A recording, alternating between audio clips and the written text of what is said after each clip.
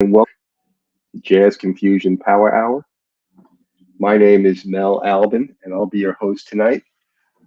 And I want to tell you a little bit about Source Radio briefly. Source Radio has a mission, and the mission is twofold. We bring jazz to everybody. We call it Jazz Confusion. It's jazz crossover. It's jazz reggae, jazz gospel, jazz soul, jazz R&B, jazz country, jazz rock. And we really are promoting jazz, which is more and more difficult to find these days on radio. In addition to that, we have a mission that we're also trying to build small Black and minority businesses that we consider part of the invisible economy, small businesses that you just don't see, but need to have recognition and need to have radio time to be able to get the message out to people that they're alive and well, and that people should buy Black and buy small. So that's the purpose of the radio station. Along the way, we developed the Jazz Confusion Power Hour, and we interview really an incredible array of artists who are either musicians, singer-songwriters, vocalists, but always connected to jazz in some way. Tonight we're very lucky to have Jeff Bradford. Jeff Bradshaw is a tremendous artist, and he is unique because he actually plays a trombone, and he's played with many artists that he'll tell you about when and I'm going to bring him on in a minute. But I want you to really listen to his story because every artist has a story to tell, and the story is really what lies behind the music, and it explains how they went about honing their craft and rising to the top. It's not easy. Music has changed dramatically. So, with that, I don't want to take up any more time. So, I'm going to bring Jeff on and welcome Jeff. Welcome, Jeff. How are you? I'm fine, thank you. Thank you for having me. A pleasure. I'm really glad that we can have you on tonight. I was just telling the audience that music has changed a lot over the years, and we bring jazz to everybody, and we want to bring special artists to make a unique contribution to the field of jazz and jazz crossover. And you're one of those special people, and we're glad to have you on. And we want people to understand your story and what makes your music unique and important. So, let me start off by saying that you're the first trombonist I've had on this show. Oh, thank you. So you have a unique distinction. I understand that when you were a child, your father was a big influence on you musically. Is that correct? Absolutely. You can see him over my show. That's my dad, a portrait that was done by an artist named uh, S. Dot Art out of Harrisburg, Pennsylvania. But my father taught me to play trombone in church. That's how I learned to play trombone. I was self-taught. My father was a youth minister, but he was a multi-instrumentalist. He could play trombone, trumpet, tuba, and guitar. He had a great singing voice as well. And I was born and raised in a church called the United House of Prayer for All People, where like gospel brass bands were the feature of the music ministry. So you figured, it's almost like New Orleans in church. Gotcha. New Orleans in church, dominated by trombones, though. Mostly trombones, baritone horn, a few saxophones here and there, and sousaphone. So it kind of is like New Orleans in church, but uh, he was my inspiration, my number one inspiration.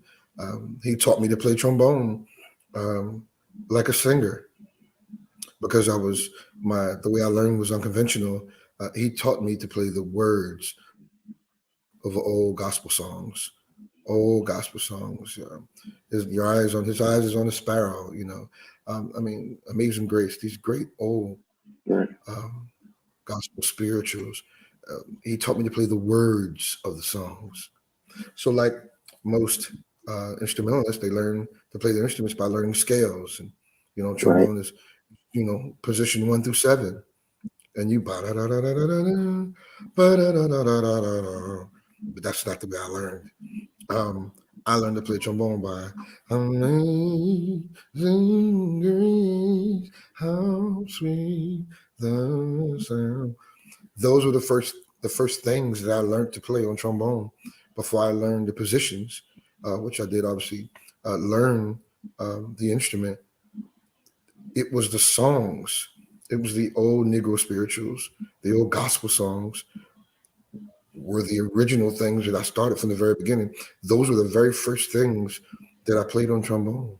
And so that's why my sound, anybody that's ever heard my music, or people that will hear my music, maybe after this, after this interview, people will go and listen to my music and hear that I have a sound that's like no other, because the trombone is an extension of my voice. I sing with the trombone. I think that's really a fascinating introduction.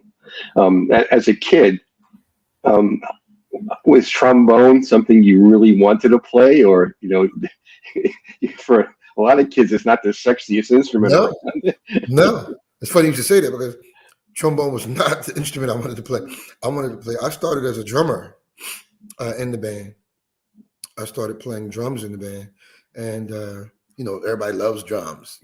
I started playing drums in the band, but then as I got older, watching my father play his trombone, leading the band, and walking up and down the middle aisles and walking all over the church, playing these beautiful melodies to the high heavens, I eventually graduated or gravitated to the instrument because of the way he played it.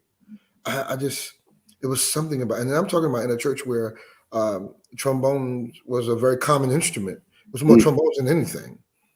There Wow. was Okay. something about the way my father sang with the trombone that made me want to play it. And I play play drums and trumpet and baritone horn and sousaphone, and I play all of those instruments as well.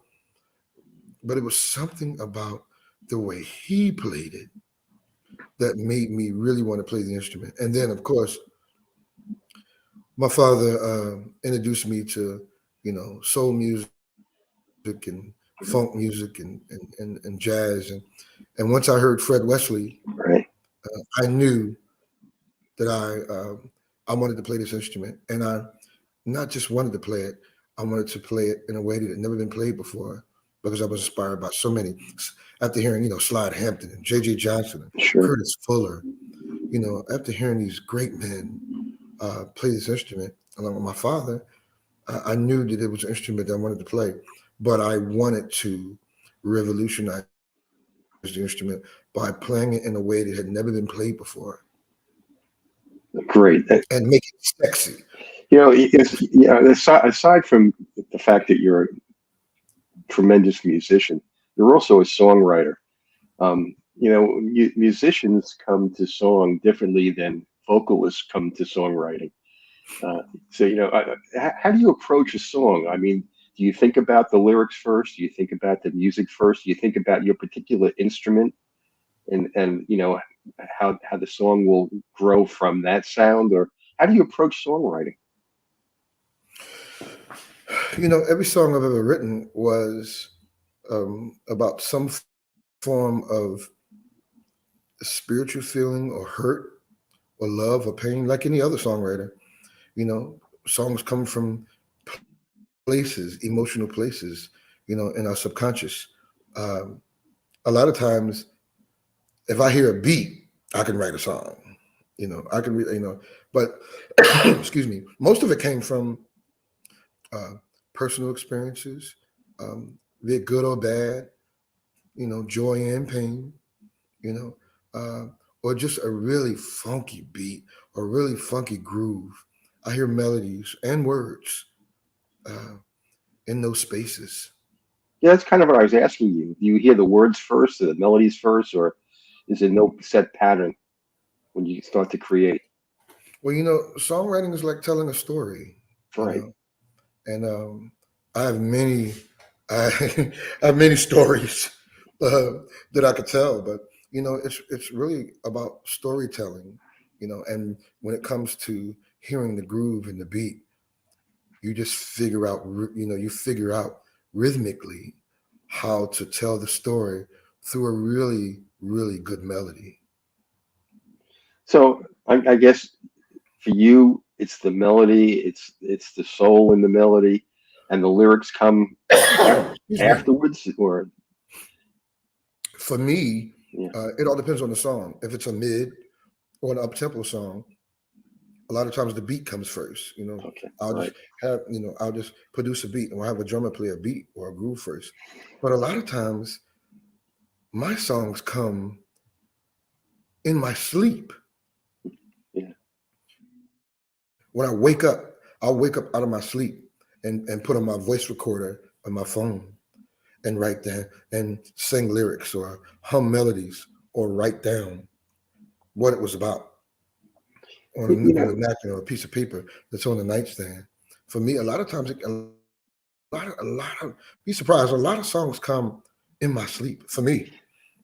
you I don't know know, about anybody else, but actually, that's very interesting, and what fascinates about me about that concept, a lot of scientific discovery were part of people's dreams, where they would dream about a snake eating its tail, and they developed and they realized it's a carbon molecule. That right. so much creativity comes from the unconscious during sleep. And so the fact that you wake up and you start writing, jotting down things, I'm not surprised, but that's really where so much creativity takes place, is when you're kind of offline, Yes, and you're in a dream state, and you're really tapping into your soul, uninhibited. Yeah, that's where a lot of great musicians have talked about that, how they, that music has come to them in a dream. So it doesn't surprise me. That's the essence of creativity. It's really, absolutely. yeah, it's really interesting. So you started playing in church. That's when you started playing the sax, and I'm sorry, the trombone. And what happened after church? Where did you go with your music from there? It's interesting. I started hanging out with my friends who were producers and musicians outside of church, and there was a club in Philadelphia, and it still's there. It's called Silk City. Yeah, Back in the early '90s, there was a Monday nights at Silk City was called Back to Basics Night, and it was hosted by DJ King Britt, uh, one of the DJs for Diggable Planets. He was a DJ for Diggable Planets, the legendary hip hop group, and DJ King Britt and Dazia, and they had this really cool concept of just playing all kinds of incredible grooves and hip hop music, and um, it was the music that he chose was so uh, so moving, and it was $5 to get in. It was a soul food buffet, which was included in the $5, and the band uh, would play back and forth off of the DJ. So the DJ would play for a while and spin, and the DJ would play a song, and the band would pick it up. There were no songs being played, almost no songs, no cover songs, or no songs were being played. The band was just playing.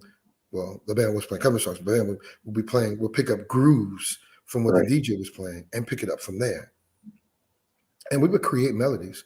That's why I met Philadelphia trumpet jazz player, great jazz player out of Philadelphia named Jafar Barron, and it was his band. I was just hanging out. I just wanted to go somewhere where I could play, and before I knew it, I joined the band, and there was no rehearsals. They just like, man, bring your horn. I bought my horn, and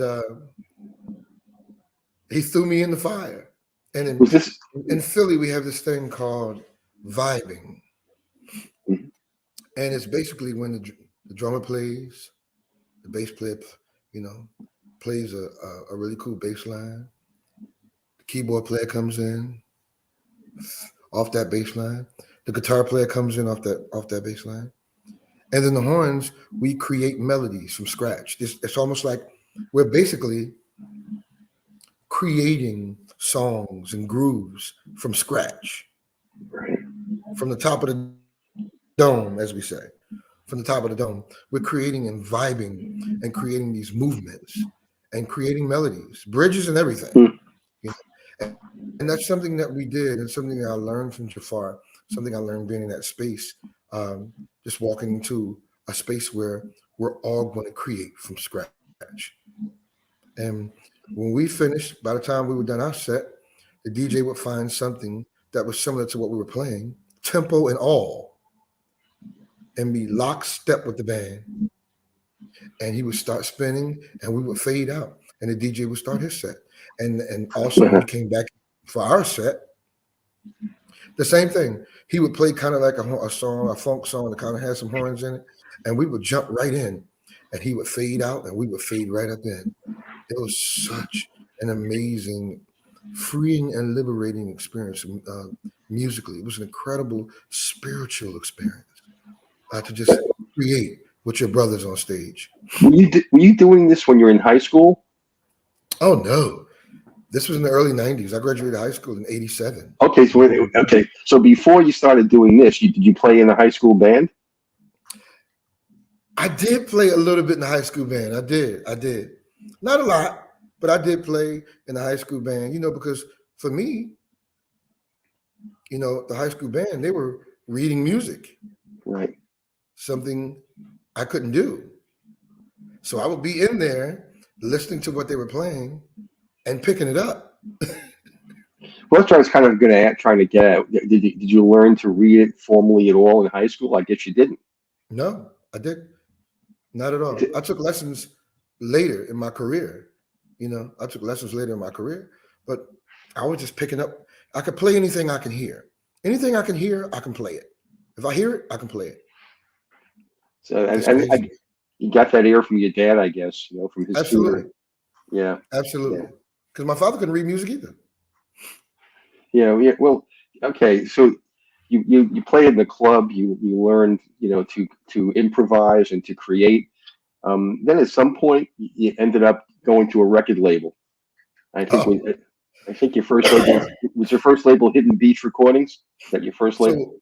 So a lot happened in between that time. So being at Silk City and being on the Philly music scene, I met these producers, these 6 producers: Andre Harris, Vidal Davis, Keith Peltzer, Darren Henson, Carvin Higgins, Ivan Barrios. These 6 producers were, I guess the nickname was the Misfits. These were the 6 producers who were the producers that worked at A Touch of Jazz Productions, which was DJ Jazzy Jeff's production house. Gotcha. Okay. From there, that's when I began to go hang out in the studio down at A Touch of Jazz and go from room to room and work with these producers on albums and records and different artists they were working with and all of that. And one day, I heard them working on some music from an artist, a poet, who I would jump in with bands with and put together bands for, named Jill Scott. And I heard the music records, and it was like, this is Jill Scott's music. And I was like, my girl, my homie Jill Scott, like, Jill Scott sings? We never knew she could sing. But, I heard the music and I was like, wow. So, for me, it wasn't really about trying to get paid. I just wanted to be in the moment and play on as many records as I could. So that's what I did. Me and Jafar Barron, the trumpet player, we went from room to room and we played on as many songs as we could. Now, obviously, playing with Jill Scott, playing on all of those records. Once Jill got her record deal, once she was signed to Hidden Beach Recordings, then I went on, I went on to tour with her and went on to tour with her for many years. But after the first couple of years of touring with her, obviously I got to meet Steve McKeever, who was the president of Hidden Beach Recordings. And Jill told Steve that, Jeff is working on some music, some solo album stuff. You probably need to take a listen. And I have been working in the studio with some good friends of mine. And Will Brock was the first person. Producer, keyboardist, pianist, Will Brock was the first person to take me in the studio. excuse me, got a little tickle in my throat. And the first song I recorded was "Can You Come Over," a song that features Carol Riddick, Philly Songbird, also background singer for Jill Scott at the time. And to this day, she's a great solo artist and tours with Will Downing. But that's how I got the deal at Hidden Beach. I came through. That was my journey through that. Through those playing with those producers, playing on Jill Scott records, going on tour with Jill Scott, and eventually being introduced to Steve McKeever. And you did your own debut album, Bone Deep. That was with Hidden Beach? Yes, Bone Deep. What a I mean that Bone Deep was a masterpiece. Steve McKeever he gave me creative freedom. He knew.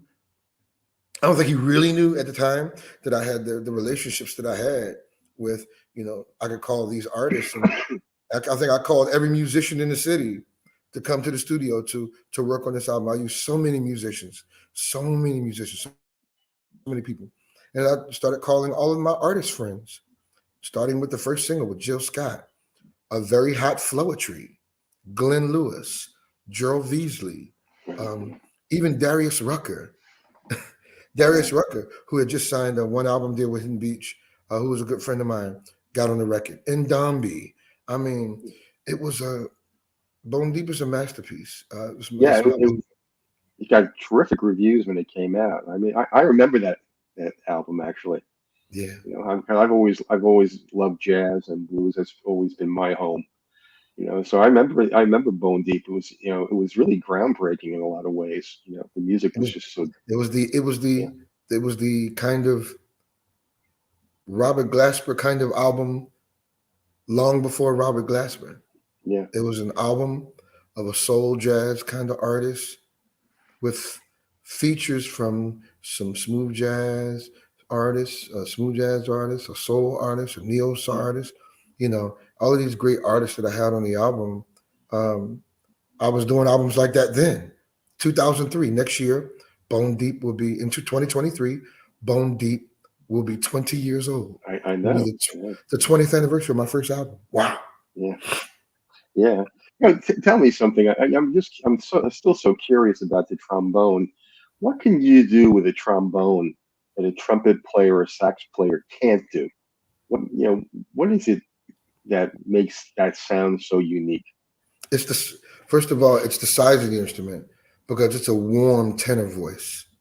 Because the instrument that I play, my trombone it's a tenor trombone, so it's very close to the human voice because of the slide, the way I play it, the way I approach it.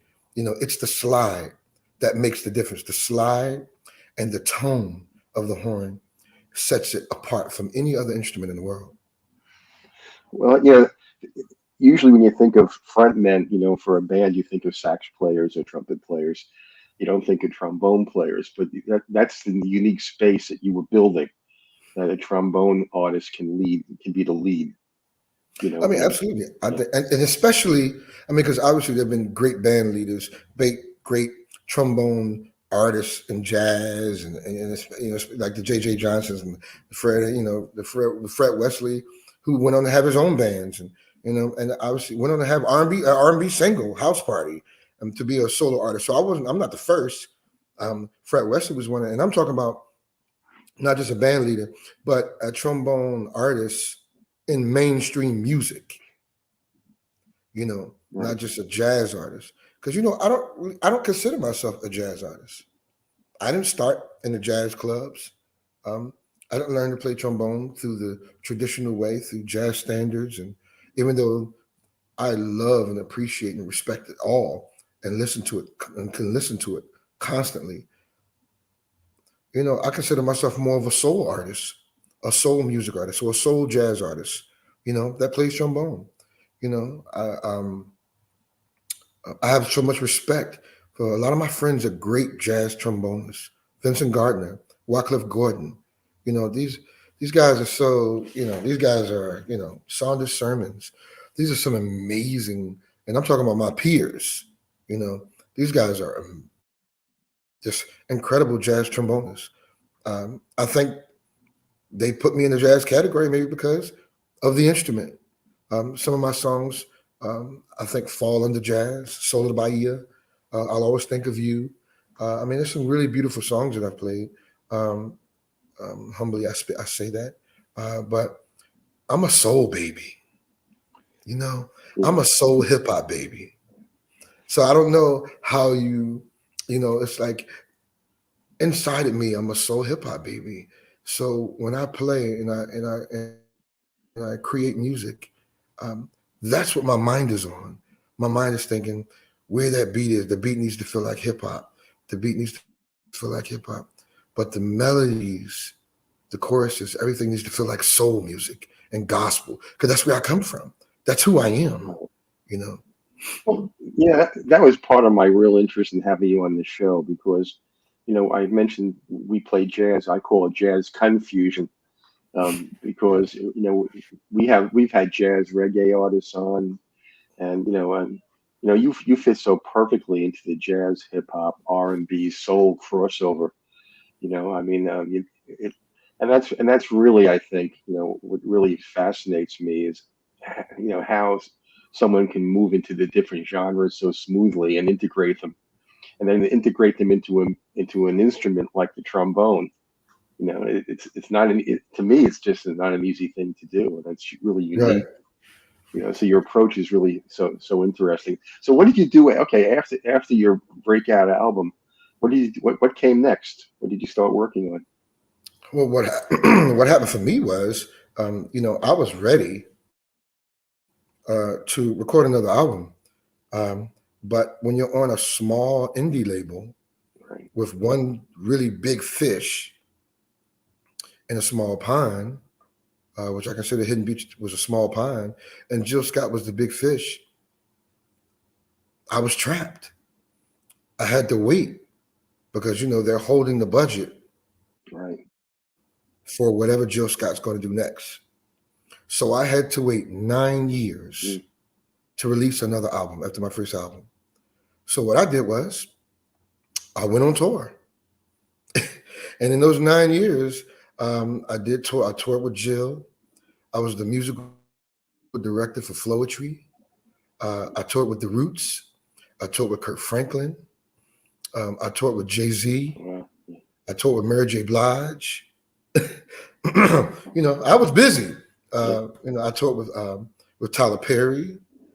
Uh, so I was busy touring the world, and so I had to wait 9 years until the budget freed up for me to record my second album, which was Were you- Bon Appetit.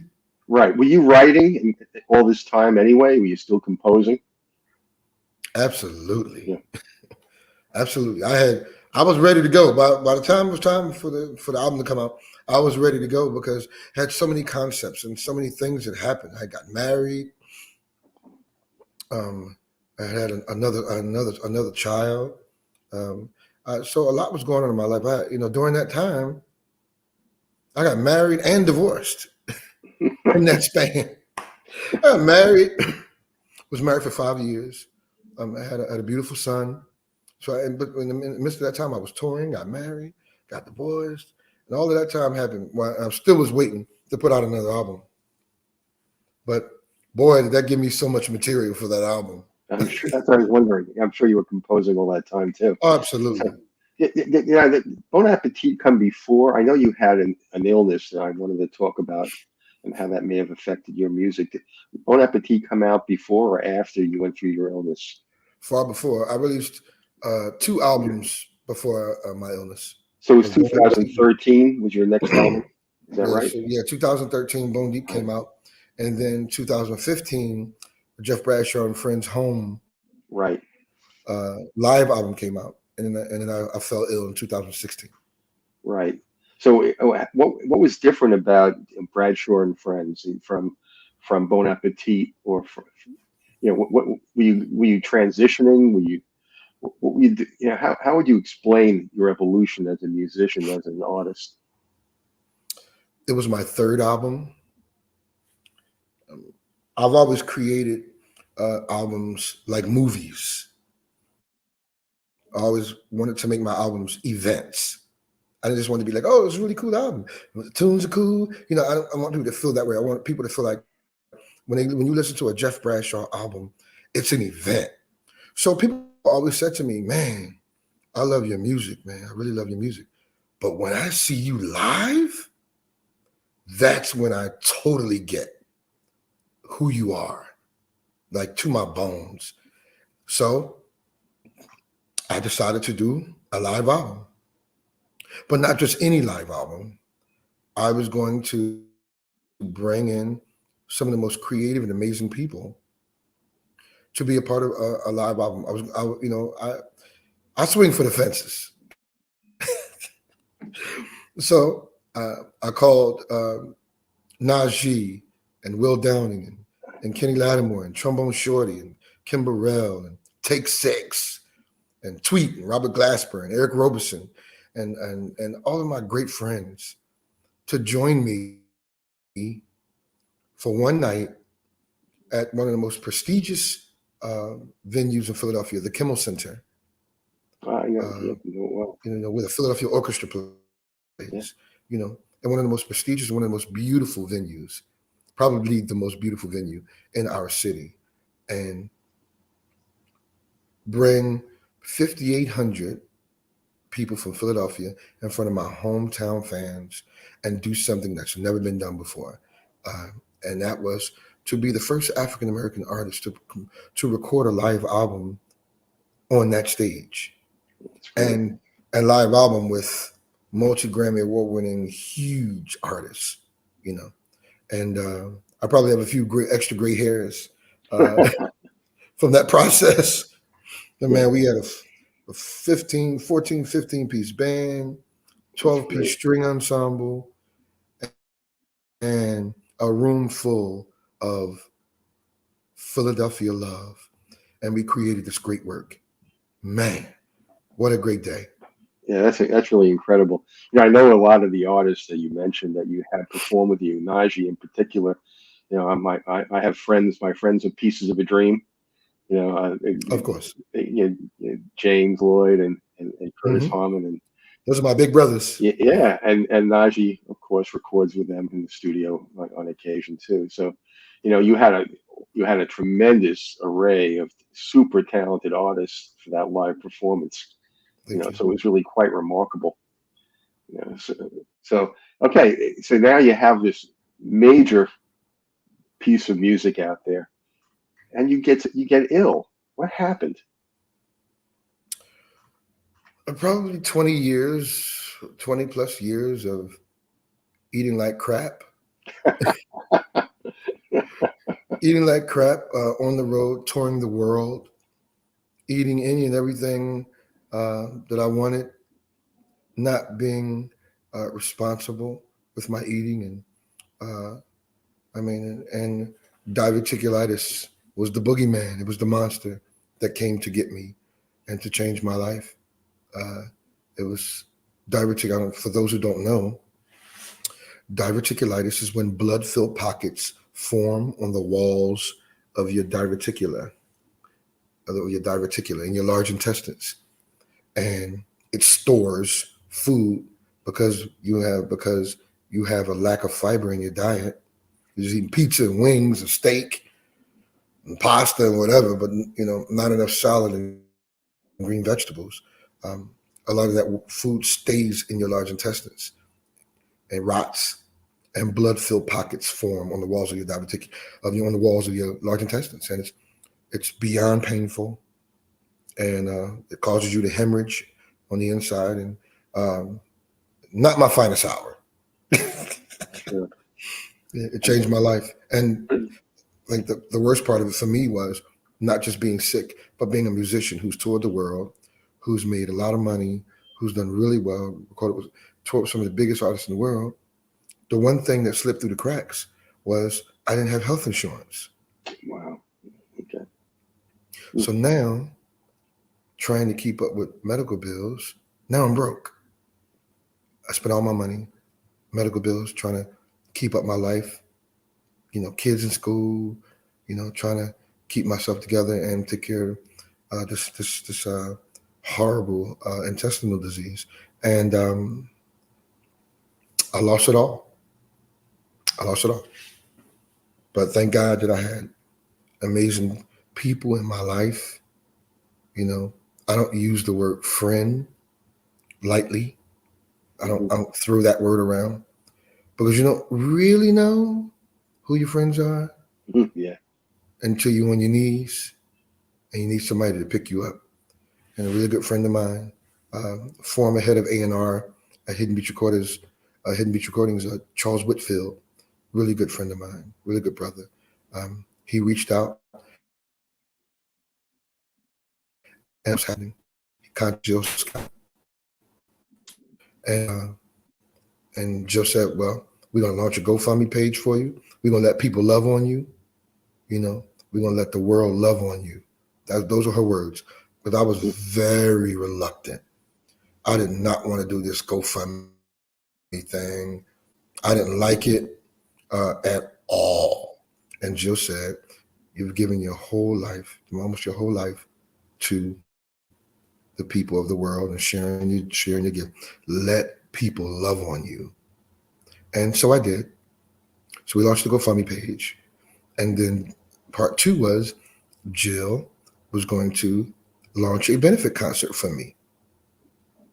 And she did. And everybody, almost every musician or artist that I've worked with, they all came. Everybody from Philadelphia. As many people didn't get in that place. It was about 1,500 people into the TLA in Philadelphia. And news people, everybody just packed that place.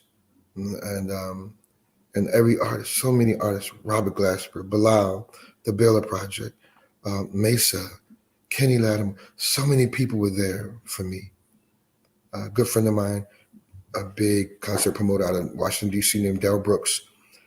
I call him Uncle Darryl because he's like one of my mentors.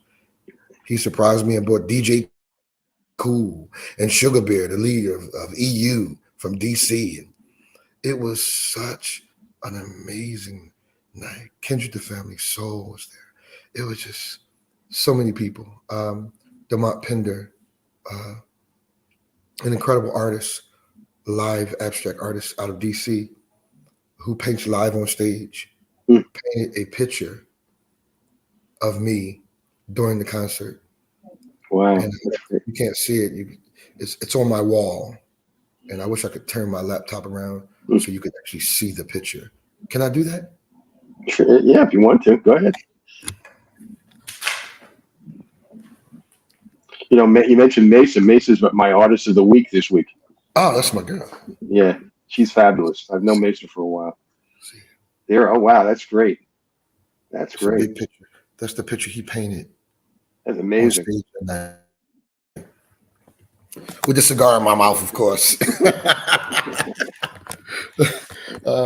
But I just wanted to share it because not too many people come into my home. So only people that come into my home have seen the picture, or the people that were there that night. I took it home, I put it on my wall so that, sometimes, you always want to be reminded, but sometimes you plug his laptop back up. Sometimes you need to remember, from whence you've come. For sure. You were down for a while, a couple of years, wasn't it, until you were fully recovered? About a year, a little over a year, and I lost about 62 pounds, and I had to learn how to eat all over again. And so no seeds, no nuts, no corn, no seeds, nuts, or corn, because those are the things that don't digest. Yeah, they don't digest. Like seeds go in, they go one way and come out the same. Corn goes in and comes out the same. Your body doesn't digest those things. So after you recovered, what was your next project?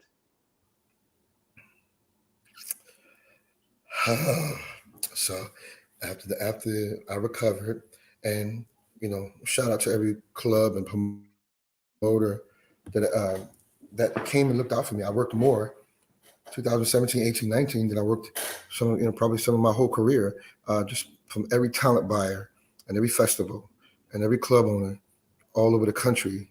Once they knew that they had heard that I was back to work and that I was healthy, I worked so much. Everybody called, every club called, every festival called, It's great. and I'd worked more in those 3 years than I'd worked just being back. It was just the love and the people coming to see me. It's been like, man, we're so glad you're okay. And we're so glad it was just that feeling. And the next album came Stronger. Stronger. That's where I was heading. Stronger Yeah. came. A coincidental name? I'm sorry? A coincidental name? Absolutely no coincidence at all. It was no coincidence. It was not a comeback record, but it was a comeback record. Exactly. It was a comeback album. It was I'm back, stronger, playing my best trombone, writing some of the strongest songs with some amazing artists. This is stronger than the last album. Right. Everything about me and my life is stronger. And releasing it 4 days before releasing it in the middle of a pandemic, 4 days before one of the most important elections of our time. Mm-hmm. 4 days before Election Day. Yep. Yep. Yeah, you were working at that time with some incredible artists. You were working with Raheem Devon, right, and Robert Glasper and Glenn Lewis and Frank McComb during Yeah, that period. Yeah, Amber, the lead singer of Moonchild. yeah, So many people on that album, man. Christian McBride. James Poyser. We from the Roots, Philadelphia, incredible producer. I was so blessed to work with so many people. Mickey Miller's on that album, an incredible underground artist, one of the most talented people I know. I was just blessed to work on that album. Lynn Roundtree, Markwell Jordan. It's just, I was blessed to work on that album, to have people come work with me on that album, like all of them. But this album was special because it was me coming back from a very terrible illness. It was me there's a showing connection. that, yeah, There's a connection in that I had album. staying power. Is there a connection in that album to Stevie Wonder and to Donny Hathaway too? Or am I wrong? Absolutely. That's what Glenn Lewis and Frank McComb. Yeah. We had to do that song. We had to do that. It was something about that song that I've always loved. People have always loved that song, And Stevie, Glenn Lewis had always been compared to Stevie Wonder. Frank McComb had always been compared to Donny Hathaway. Yes. It was a marriage made in heaven, Yeah.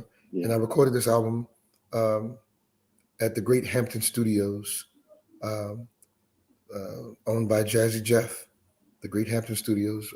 Hampton Studios in Bear, Delaware, a studio owned by the great Jazzy Jeff. Again, even after all of these years, my big brothers and my friends are always there to help me on this incredible journey to take this instrument, continue to take this instrument to the next level and mainstream.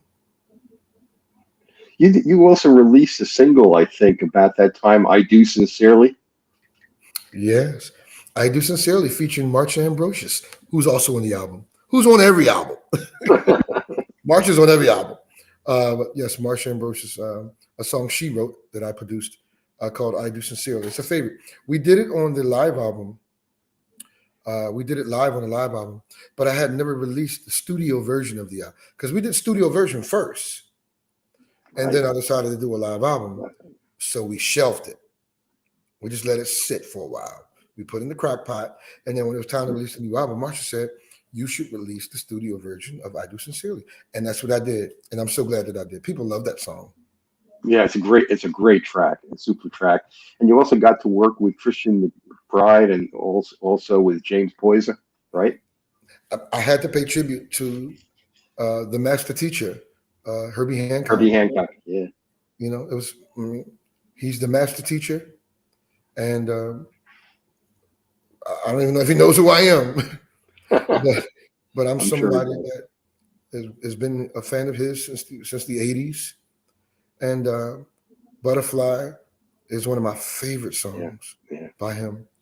And I thought, James is a quasi distant protege of Herbie Hancock. I'm sure Christian McBride has played with Herbie Hancock, Yeah. and it was great to have my Philly brother, the amazing award-winning Mr. Christian McBride, play fretless bass on that song with me.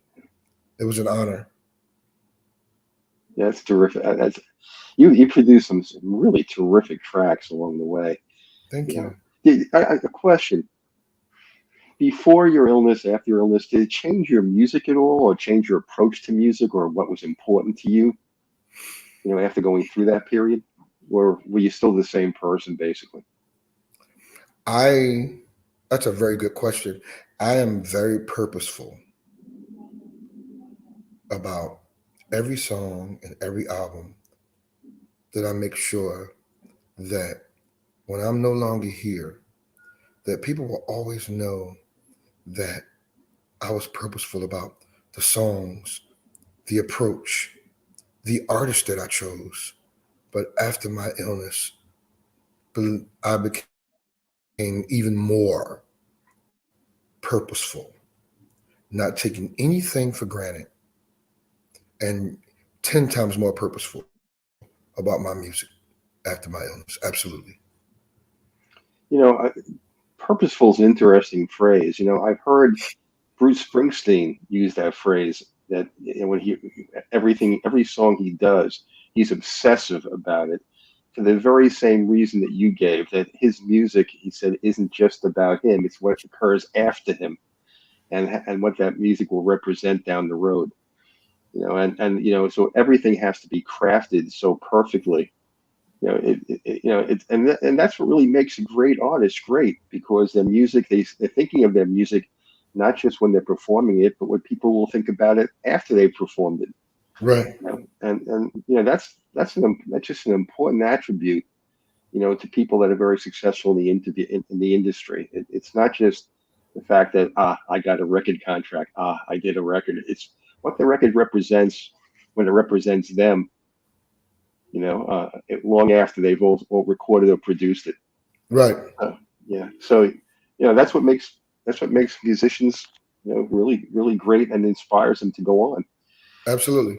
Yeah. So let's talk about the next thing that I was very interested in.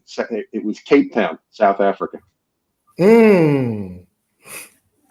What What a do you tell everybody about that great, great, experience? what a great, great, great, great song. Yeah. Produced by Daniel Crawford from Oakland, California. Musical director for Raphael Sadiq. Um, Great friend of mine. I knew the concept of the song that I wanted to do after playing the Cape Town Jazz Festival with Jill Scott and walking the streets of Cape Town. I've always wanted to record a song that spoke to where I'm from. As an African American, I think it's really always necessary to, at some point in your career, to record and pay homage to where you're from, where your ancestors come from, to know who you are. And it was so important for me. Like I said, I was purposeful on this album about making sure I wanted to do a song that I could pay tribute to my homeland. And after going to Cape, and I've been to Cape Town and Senegal and Johannesburg, there was something about Cape Town, Table Mountain. I mean, it's just a beautiful city. The people were just so beautiful. I talked to Daniel Crawford about the song, and he produced the track and sent me the track, and I was like, this is exactly what I want. This is perfect. And man, we got into that thing. It's one of my favorites on that album. Cape Town was a really great movement, and called in my boy Mike Burton, great Right. saxophonist out of Right. Atlanta, Georgia, who we toured together with Patty Bell right now, and he's on a couple songs on the album. Great, great, great sax player. We got into that. It's definitely one of my favorites. And then I got a group from West Africa. I was like, man, the video needs to be in Africa. I either need to go to Africa or I need to shoot the video in Africa of some young, beautiful African dancers. And so that's what I did. We got the video shot in Ghana, and it came out so good. I was so happy. Yeah, it's just a great track and great. It's a very special experience the way you presented it. Also, Thank you. So a friend of mine also had a very strong affinity to South African Cape Town, Paul Simon. Of course. Yeah, Of course. Come on. yeah, I and bought the Cape, DVD. I was so yeah, moved. I was yeah, so yeah, moved by that. I had to buy the DVD because I wanted to not just hear it, I wanted to see it. see it. Yeah, and having Black Mambasa, perform on that, it Oh, was just amazing, amazing. everybody. Hugh Masekela, Lady Yeah, Smith, Black Mabazo, yeah, Mary McCabe, yeah. You remember keeping? to see that, to see the band Stabella, to actually get to see Ray Pure, his co-writer, and just the way that the Africans, the way that the South Africans approach guitar playing, the melodies, and of course the legendary Pakiti Kumalu on Yes, bass. yeah, You get to see him play that famous bass solo, that famous bass yes. lick on, You Can Call Me Out, It was Oh awesome. yeah, I know it was. But Cape Town has a very special place. A lot of contemporary music, and it isn't acknowledged often enough. Um, but it I really, agree. yeah, it holds a very special place. So, you gave it a great tribute to it, and Thank wonderful you. song. It's terrific. You know, Jeff, when you look around the music industry today, you've been playing for 3 decades, and you look around and you see changes. First of all, in the music itself, music evolved from jazz and blues into rock and and you see R&B involved into soul and neo soul and hip hop and all these, and then this changes in technology from analog to digital, from records to tape to CDs, and now it's fully digitized and streaming. um, when you look around all throughout your career, what do you think of the music industry today? Do you think it's in a good place? Do you think we've lost something? I'm a big fan of John Batiste. You know, Oh, me uh, too. yeah, Me too. because the guy is so talented, and he respects the old music tremendously. He does. So does Bruno Mars. Another person who just has a deep respect, and they sample very often. A lot of the great sounds from the '70s and '60s. So Right. when you look around, what do you think of the contemporary music industry and where the industry is today compared to where it was when you started? Do you think it's in a better place, or what's your feeling about That's a it? very good question. I think creatively for the creatives, speaking for the creatives, um, I think it's in a great place for us because you now don't need a record company to put your music out. You don't have to run around and be creative and run to big record companies with a CD or a tape and say sign me. Because of distribution, because of digital distribution, you can record your music and put your music out. That part of it, I think, puts us in a better place. The fact that streaming is robbing us blind. Yes, that's what I was looking at. That's where I was Oh my going with this. God. Yeah, Remember, my first album came out in 2003. There was no streaming. yeah. Before iTunes, before iPhones. You know, uh, we're getting robbed blind. We're getting devastated uh, economically that way. Yes. So you got the digital platforms, and everybody has a better way to get their music out because of social media. You create fans there, and then drive them to your, to your music digitally. That's a great thing. Um, but then you have that. So now they found a way to kill us there, and the rate for streaming is so awful. It's 0.0008 cents per play. Yeah, I mean it's ridiculous, and this is there's been several people in the music industry that Neil Young, for example, that hates digitized music because it destroys the heart, the sound of the music, the richness. He really has a problem with how it's being digitized and streamed. Right. And then you have people like Sheryl Crow, who are really, so much of the music now that's being streamed is so formulaic. It's done with a computer. It's not done with a musician and a lyricist anymore. It's a team of people, looking for the hook and looking for the chorus that's really developed, by an algorithm. And that I think that's where it's going, because your music is so textured and so rich, and there's a very small space for that anymore. You're right. People can be creative and they can get their music out. But the advantage to the record label was when they got behind you, they gave you studio time. They put you on tour. And even though obviously, you look at Little Richard, and the fact that so many black musicians were never paid crap, for all the music they produced. Correct. So it hasn't changed in that sense. Now streaming robs you before the record companies robbed you.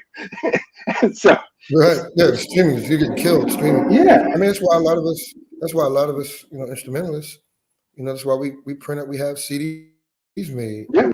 We still have CDs made because it helps when you play shows, and we do well, but if you could take and sell 50 CDs at a show, yeah, it makes sense. It helps to make sense. Sure. But I would never crap on technology. I mean, technology is what it is. We still can create, and with analog outboard gear and ribbon microphones, and we still can create this music and get it recorded and mixed and mastered the right way, so it doesn't lose its integrity. Because that's right. It's because of technology that music can go around the world. Somebody in Budapest, Romania, can listen to my single tonight. Yeah. Because of it. Internet radio, the station that you're on tonight, Source Radio, we broadcast globally to 38 million people in 145 countries. Before you had an FM station, it went 50 miles and that was it. That was it. But now, hundreds of thousands of people are tuning in and listening to you tonight, and your music can be heard globally now. So you're absolutely right. In terms of the technology being able to advance creativity, clearly it's there, but it's become harder to monetize a career. I mean, so many musicians, have to always maintain a full-time job or another job besides playing music, and they can't really do what they really want to do. And the only way to do it is to perform. That's correct. That's the way to make music and make money, to monetize. Right. Absolutely. Yeah. So, so anyway, I was just curious to see how you felt about the music industry today, compared to where it was. So tell me now, 5 years from now, Jeff, where do you see yourself? Where do you see your music, and what do you see yourself performing? What kind of music do you think you'll be doing 5 years out? 5 years from now, let me see. 5 years from now would be well. I guess I can say this now. Well, I guess this would be the first place that I mention it, that I am halfway done my new album. Oh, terrific. Nobody knows this. Terrific. I haven't put it on social media. I haven't talked about it, but I'm halfway done my new album. Wonderful. I'm glad to hear it. So due out in the spring. and it's the 20th anniversary uh, of my first album, Bone Deep. So I'm not gonna tell you the name of the album, but I am about halfway done, and it's going really well. And but 5 years from now, I hope to have out my dream album, and my dream album is to be able to record all of my songs, an album of songs that I choose from every album with an orchestra, Oh, wow. Great. with a symphony orchestra. I want to record my album. I want to record an album with an orchestra, and I want to record it live. Wow. That's great. That's great. That's my dream. And That's you what I'm know, doing. I think, Jeff, not only is that project worthwhile, but that's where music's heading again. Music's heading back into, bigger bands, more instrumentation. Um, you know, um, you know, for a long time, smooth jazz was kind of on the downside, and now it's making a comeback. And I mentioned people like John Batiste. That there's a need amongst young people for Absolutely. more diversity in music than they're getting. Yes. They want to hear more of the kind of music that you're putting out and you're performing. Right. I think you're heading in a perfect direction. Thank you. I appreciate you telling everybody on our show tonight about your forthcoming new album. Get the word out to everybody. It's the first time I've spoken about it. Like I, nobody knows. I appreciate that a lot. Thank you. A last kind of question for you, and I don't want you to make any enemies here.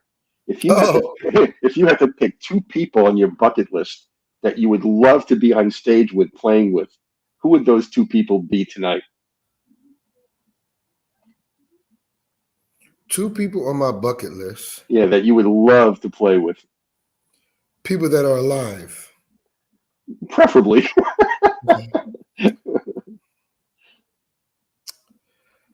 Uh, um, well,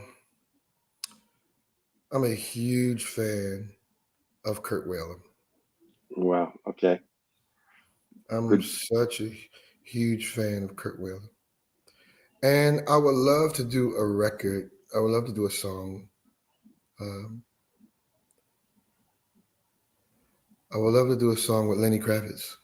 Oh, wonderful. I love Lenny Kravitz. Most underrated guitar player on the planet. Yeah, absolutely. Yeah. Wow, that's great. I love your two picks. I love them. Yeah. Thank you. I hope it comes true. I'd love to hear it. I believe it will.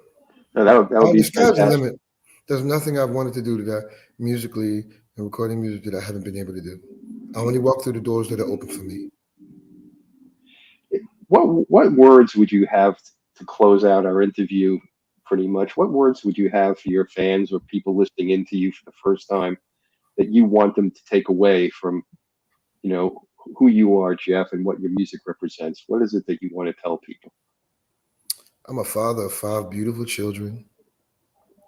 God is so first in my life. And I am what I am because of God's blessings. The pathway that I've walked with a trombone and mainstream music, being self-taught. There's no college or institution that can take credit for my talent or my gift or my albums. Everything I have comes from God, the blessings that He gave me in my mother's womb. Um,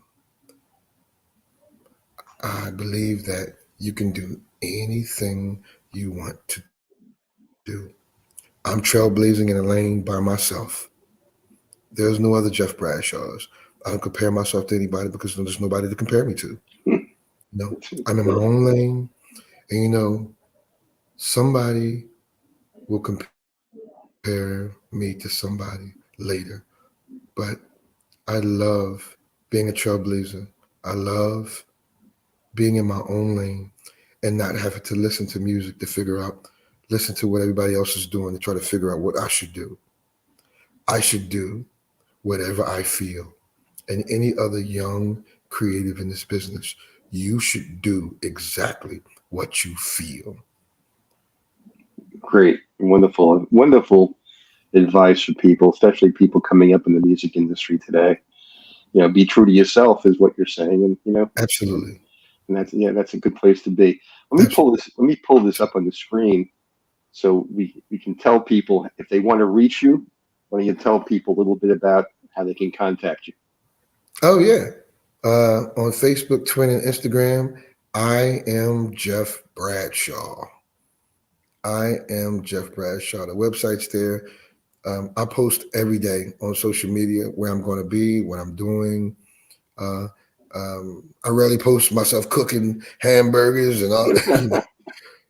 Most of my posts are about my travels, my tours with Patti LaBelle, um, and what it's like to be a musician that has been at this now for on this road and playing this music around for 27 years. It's truly been a blessing. So follow me and check out my music. Jeff Bradshaw is everywhere in iTunes, wherever you stream music, Pandora, iTunes, Apple Music, wherever you stream music. And just you can start with any album you want to start with.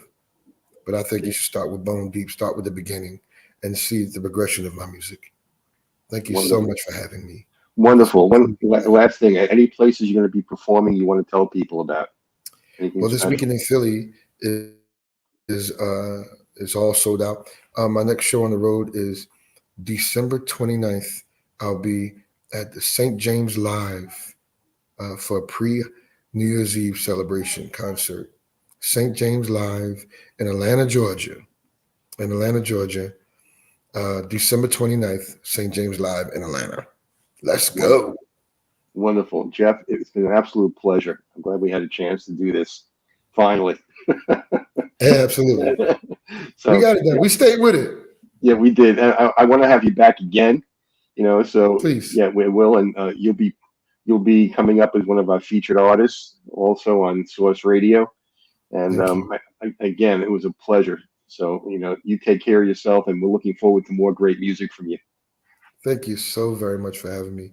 This was fun. Wonderful. Good night, Jeff.